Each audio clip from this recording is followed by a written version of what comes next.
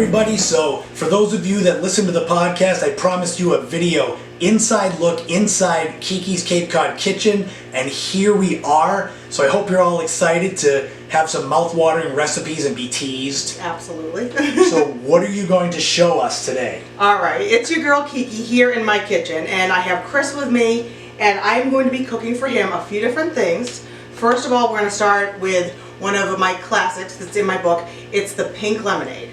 And this is like nostalgia, like from when you were a little kid. If you can think of that pink lemonade that you got excited about, this is that, and it's completely all natural.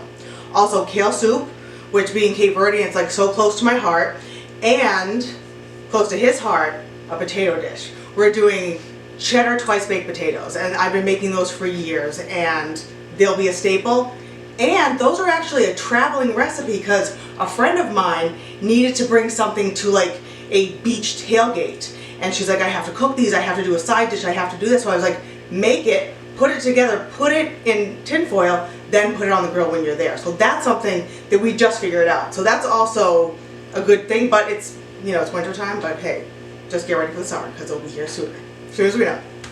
So that's it. That's going to be on the menu today. So don't worry, we're going to get a little bit closer look here. So get ready. This is going to be some fun. Ready? Let's go. So we're going to start with the pink lemonade. So this is a super simple recipe once you get everything done. And it's basically all you really need for this is sugar and 4 lemons.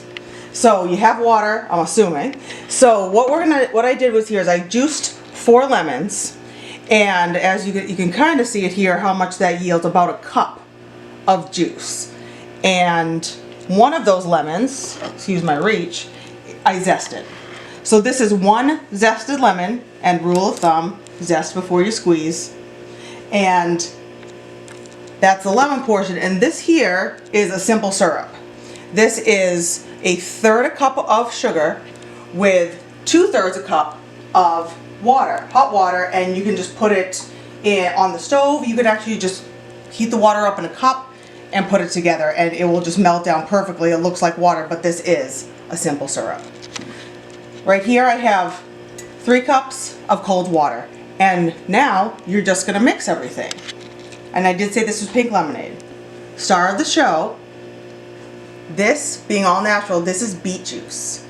Now, I know what you're thinking, you're crazy, but before food dies, back in the day, a piece of useful trivia now is that's how pink lemonade was made. It was with beet juice because it's so strong. You know, it actually dyes your hands. So if you're, you know, if you're using beets, wear gloves.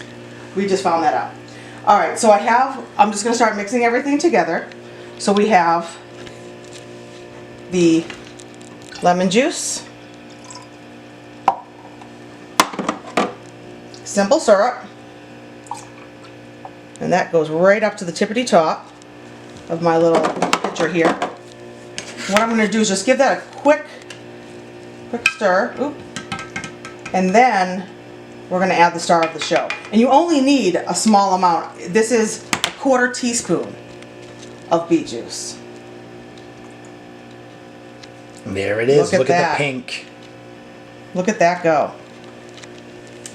So it's very unique. So tell us, for those that haven't listened to the podcast, how did you come up with the idea for this book?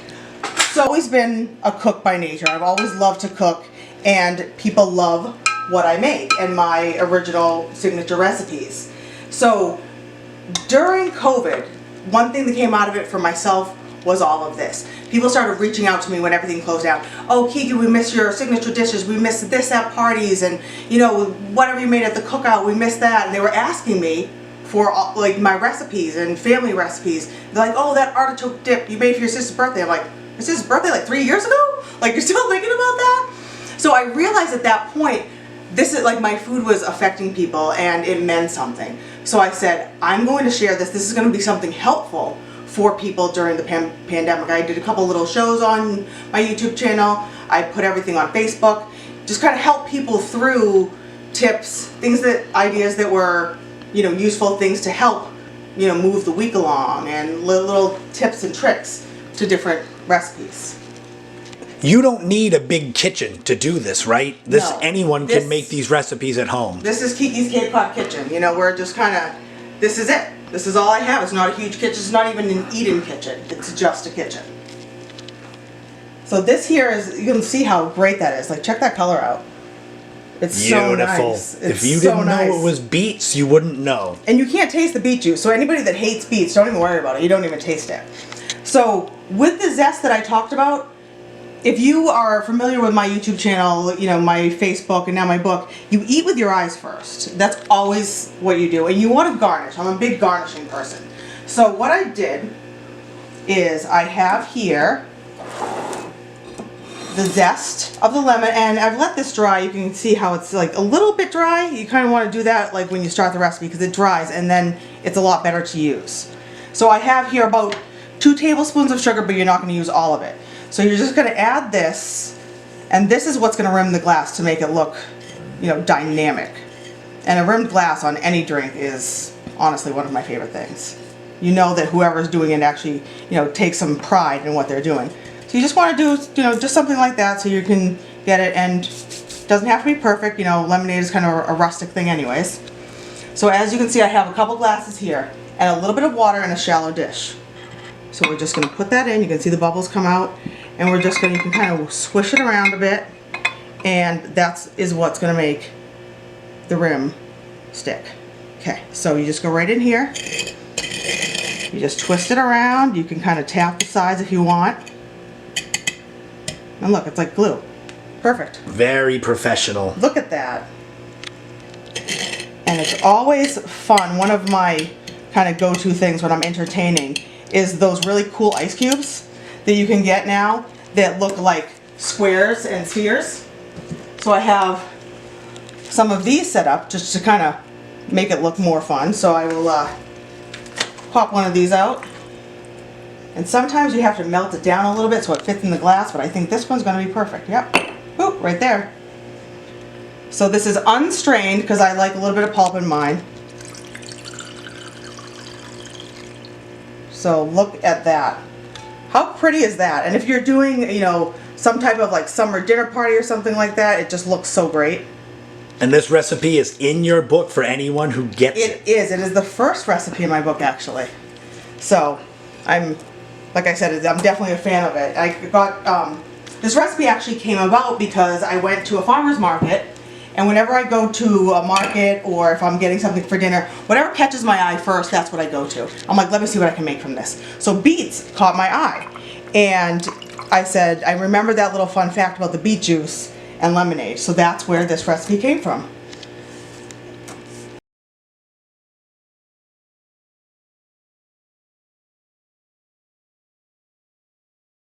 And now it is time for the kale soup. So Kiki, tell us all about what you're about to make. Okay, so kale soup, being Cape Verdean, this was a staple in our household. You know, growing up, my mom made it phenomenally. So I'm going to just walk you through it quickly, and these are the main ingredients. And in my book, one thing, I did not add carrots originally, but I like the little dash of color that it gives the soup. It kind of pops it a little bit. So I'm going to start with olive oil and butter, and I'm just going to put that right into the pan here. I have a large stock pot.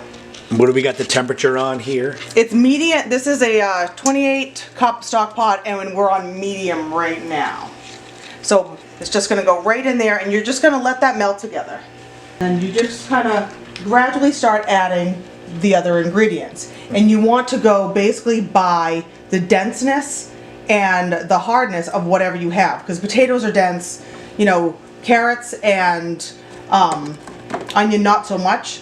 So that's where you're going to start. You want to get the aromatics from this. So I'm going to put in my onion.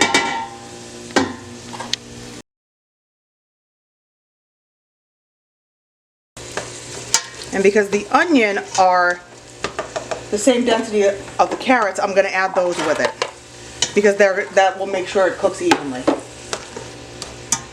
So I know that in your book you've got this recipe, but there's stuff in there for every kind of taste, right? There is, you know, and it's called KeeKee's Cape Cod Kitchen because I live on Cape Cod and I'm cooking out of my kitchen.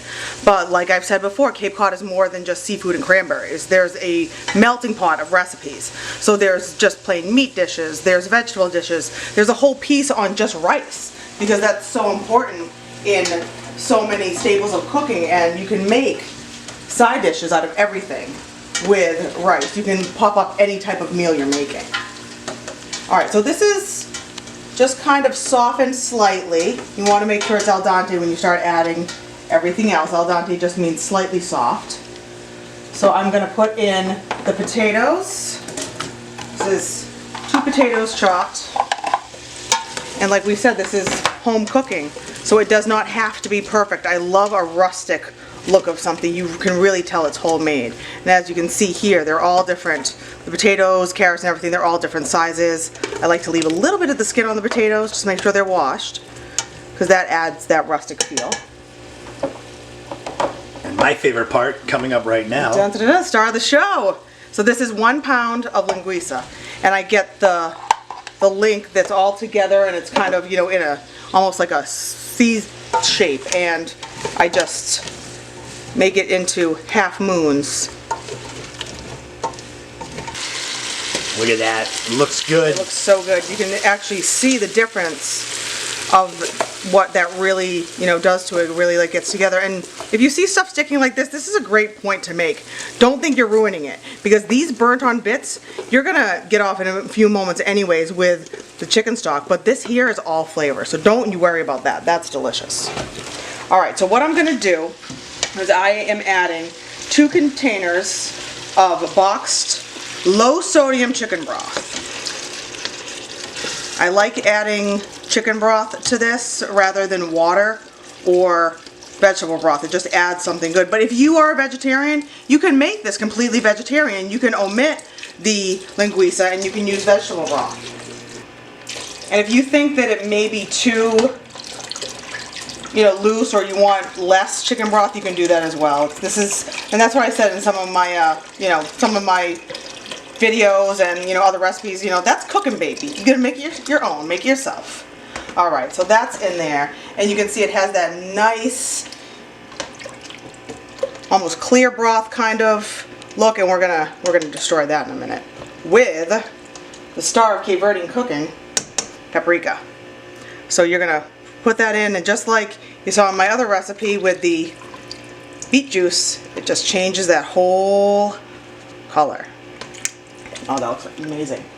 So we have some paprika, garlic powder, and then also, because I am a huge fan of garlic, we have some chopped garlic here, and I add this towards the middle of the recipe, not with the onions, because garlic can burn easily, and you can ruin an entire dish if you burn the garlic. It just makes a horrible bitter flavor. So that's a tip that I use in a lot of my cooking. I add the garlic after. All right, and bay leaf, very important. It does change the flavor. So this here is all together. Now, like I talked about denseness before, this is where you add the softer ingredients, because you're just gonna let this simmer. 1 can of drained kidney beans.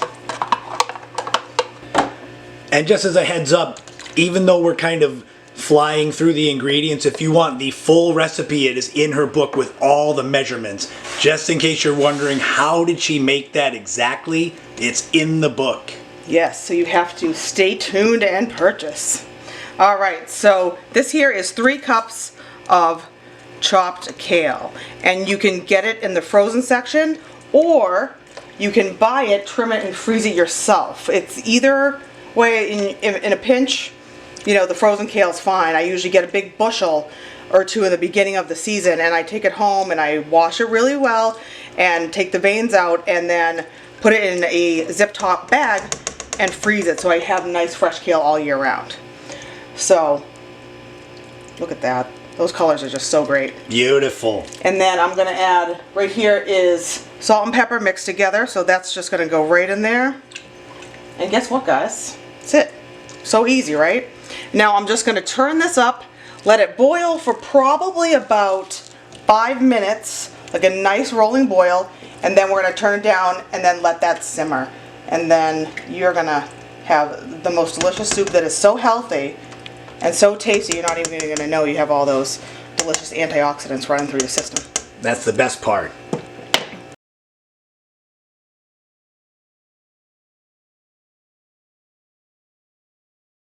Here we are, last recipe of the day. What do we got here, Kiki? We have the cheddar twice baked potato.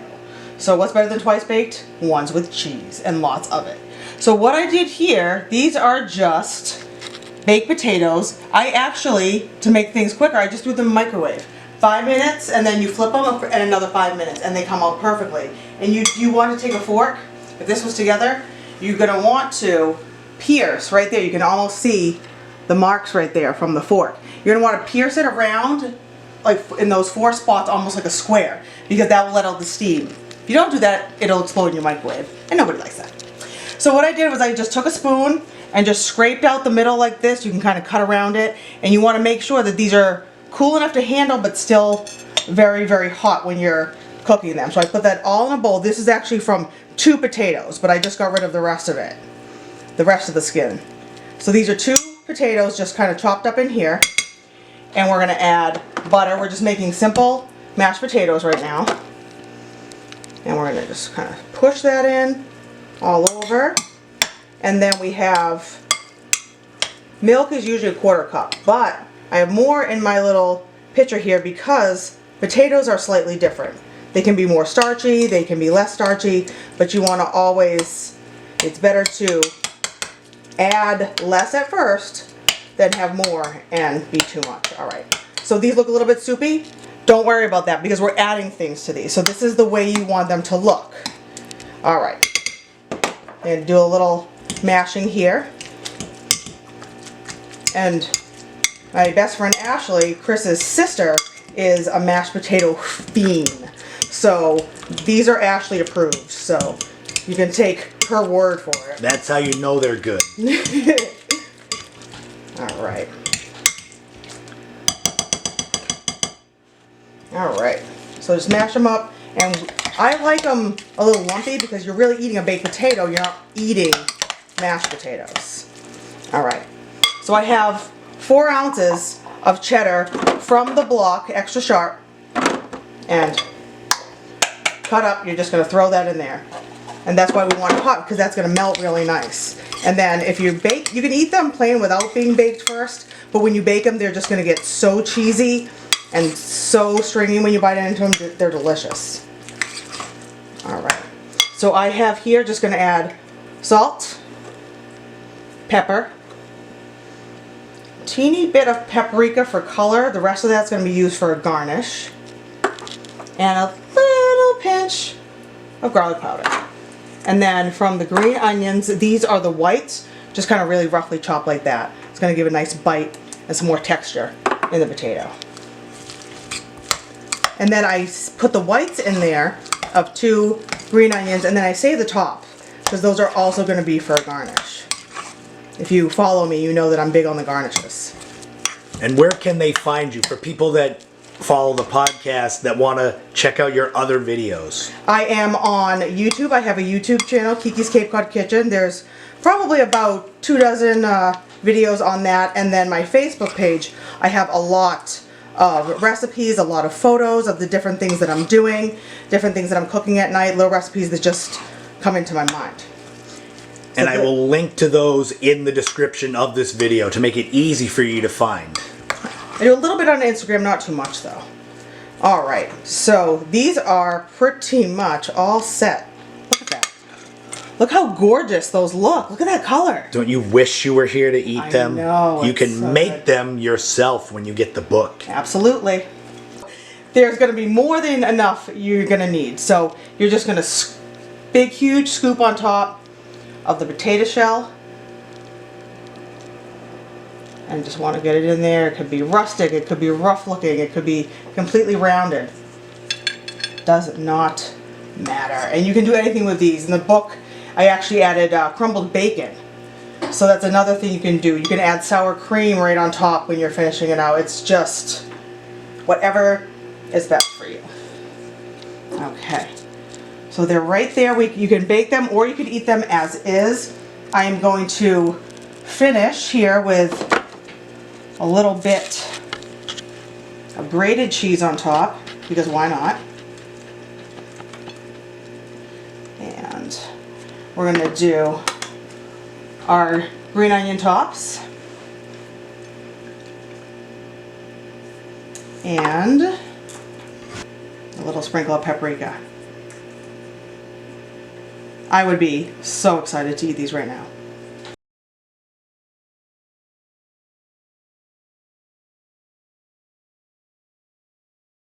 Thank you all for tuning in to this video. If you want to hear more about KeeKee's Cape Cod Kitchen, check out episode 51 of the In My Footsteps podcast, wherever you get podcasts, Apple, Spotify, Pandora. We go way more in depth about the book, Crystal's connection to Cape Cod, but this video we wanted to show you, not tell you. So, KeeKee, tell them where they can get your book. So of course you can get it on Amazon, Barnes & Noble's, Booktopia, and there's going to be an advertisement on Google for the first 90 days after the release. So anything that you put in for any type of recipes, Cape Cod, different things, if you put KeeKee in there, they will all come up for that first 90 days. So happy about that as well. And thank you all so much for joining. I appreciate it. Excellent. Thank you for being with us, and we are so happy and proud of your book, and we can't wait to see it. And check out the podcast. You'll be hearing a lot more from her in 2022 and beyond. So thanks again, everybody.